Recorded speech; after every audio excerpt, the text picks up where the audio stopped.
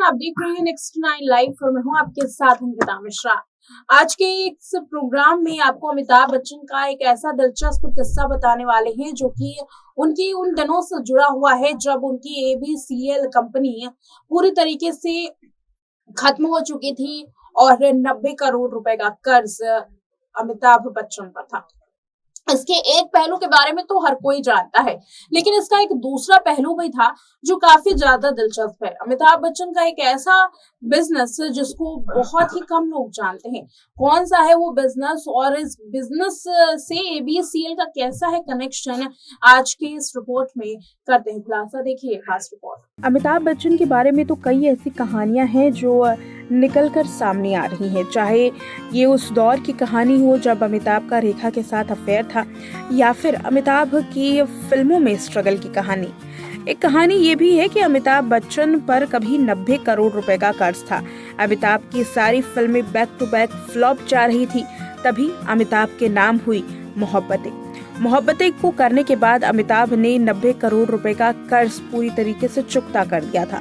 लेकिन ये तो रहा अमिताभ का एक ऐसा दर्द भरा पहलू जिसको जानने के बाद आप हैरान हो गए होंगे। अमिताभ एबीसीएल कंपनी के मालिक थे।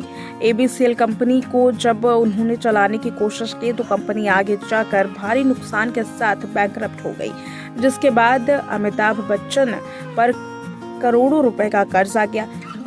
अमिताभ बच्चन ने जिन से पैसे लिए थे सभी पैसे मांगने के लिए उनके दरवाजे जाते और उनको जिल्लत के साथ सरेआम बदनाम किया जाता। अमिताभ आज भी उस बात को याद करते हुए कहते हैं कि जब तक उन्हें काम मिल रहा है वो काम करेंगे और काम को वो कभी नहीं छोड़ेंगे, क्योंकि कब किसकी जिंदगी में कौन सा दौर आ जाए किसी को नहीं मालूम। अमिताभ बच्चन की सक्रियता को देखने के बाद हर कोई यही सवाल उठाता है कि आखिर करोड़ों रुपए कमा चुके अमिताभ बच्चन आज फिल्मों में क्यों सक्रिय हैं और क्यों छुट्टी नहीं लेते। ऐसे में अमिताभ बच्चन के रिटायरमेंट के पीछे की कहानी यही है, क्योंकि 90 करोड़ रुपए का उस वक्त उन पर कर्ज था। तब वो समझ चुके थे कि ये काम करना कितना ज्यादा जरूरी है। ये तो बात रही अमिताभ बच्चन के एबीसीएल कंपनी के एक पहलू की, जिसमें मोहब्बतें में काम करने के दौरान उन्होंने तमाम तकलीफों को सहने के बावजूद भी अपने 90 करोड़ रुपए के कर्ज को पूरा किया। लेकिन इसके पीछे भी एक और दिलचस्प कहानी है, एक ऐसी कहानी जिसके बारे में बहुत ही कम लोग जानते हैं। बहुत से लोग उस व्यक्ति के बारे में नहीं जानते हैं जिसने कभी बॉलीवुड के दिग्गज एक्टर अमिताभ बच्चन और उनके परिवार के साथ मिलकर एक संघर्षात्मक कंपनी को हासिल किया था। इन शख्स का नाम प्रेमचंद गोधा है, जिन्होंने एक चार्टर्ड अकाउंटेंट के तौर पर शुरुआत की और अमिताभ बच्चन के लिए सीए का काम संभाला। साल 1975 में वो बच्चन और उनके परिवार के बिजनेस पार्टनर बन गए थे, क्योंकि उन्होंने मिलकर एक फर्म को अधिग्रहित किया था जिसे एक अंग्रेज ने स्थापित किया। जब उस कंपनी को खरीदा गया तब कंपनी का नाम इप्का लैबोरेटरीज था। आज भी इप्का लैबोरेटरीज काफी ज्यादा चर्चाओं में रहता है। आज 28,000 करोड़ रुपए से भी अधिक के मार्केट कैप के साथ ये कंपनी काफी मजबूती से खड़ी है। किसान परिवार से आने वाले प्रेमचंद गोधा आज भारत के सबसे अमीर व्यक्तियों में से एक है, जो $711 मिलियन वाली कंपनी के मालिक हैं। कंपनी थोक दवाओं को बनाती है, दवा के फॉर्मूलोज को बनाती है, जहां शुगर की दवाइयां, मलेरिया, पेन किलर्स और हार्ट संबंधित दवाइयां बनाई जाती हैं। राजस्थान के रहने वाले गोधा ने राजस्थान यूनिवर्सिटी से ही अपनी ग्रेजुएशन पूरी की, जिसके बाद institute of chartered accountant of India में सीए की पढ़ाई की। इप्का को खरीदने के लिए सुपरस्टार के परिवार के साथ सहयोग करने से पहले गोधा ने जाहिर तौर पर अमिताभ बच्चन के लिए सीए का काम किया था, जिसमें जया बच्चन भी शामिल थी। लेकिन इसके पीछे एक दिलचस्प कड़ी तब जुड़ती है जब अमिताभ पर 90 करोड़ रुपए का कर्ज आता है।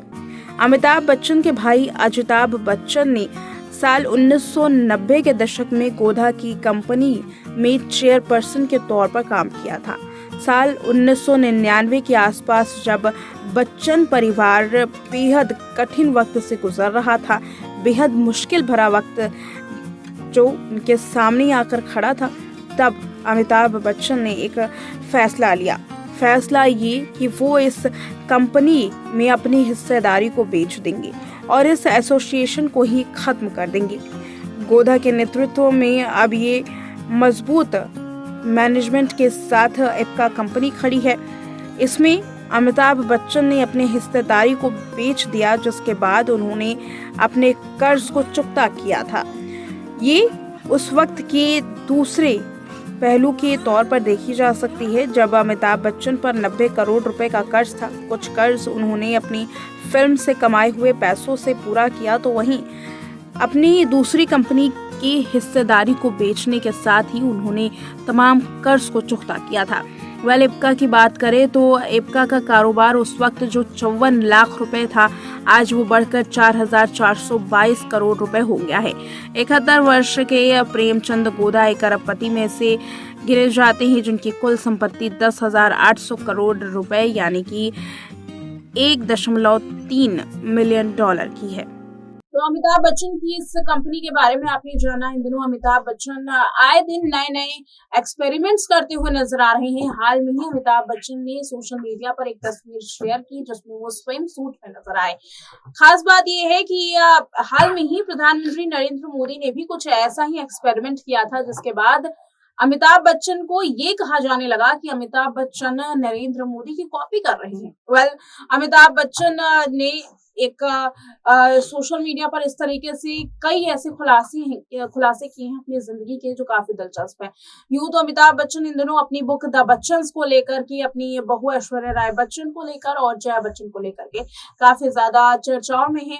परिवार में कलेश और अपनी जिंदगी के 100 दिलचस्प किस्सों को जानने वाली जो बुक है उसको लेकर के उनकी काफी चर्चाएं हो रही हैं। अमिताभ बच्चन की बुक जो कि हाल में ही रिलीज की गई है, जो कि जिसमें 100 साल पुराना जो इतिहास है बच्चन फैमिली का वो शामिल है। इसको पढ़ने के लिए लोग काफी ज्यादा एक्साइटेड हैं। कहा जा रहा है कि अमिताभ बच्चन ने जो कुछ भी अपनी जिंदगी में नहीं बताया है उसका दिलचस्प खुलासा इस बुक में पढ़ने के लिए मिलेगा। वेल, अमिताभ की इन दिनों काफी चर्चाएं फिल्मों को लेकर के भी हो रही हैं। 81 साल से भी ज्यादा की उम्र होने वाली है अमिताभ की, लेकिन अमिताभ का जो काम करने का उत्साह है वो उसी तरीके से बरकरार है, जिसको देखने के बाद फैंस उनकी इसी उत्साह की भी काफी तारीफ करते हैं। वेल, इस रिपोर्ट में इतना ही। देखते रहें नेक्स्ट लाइव।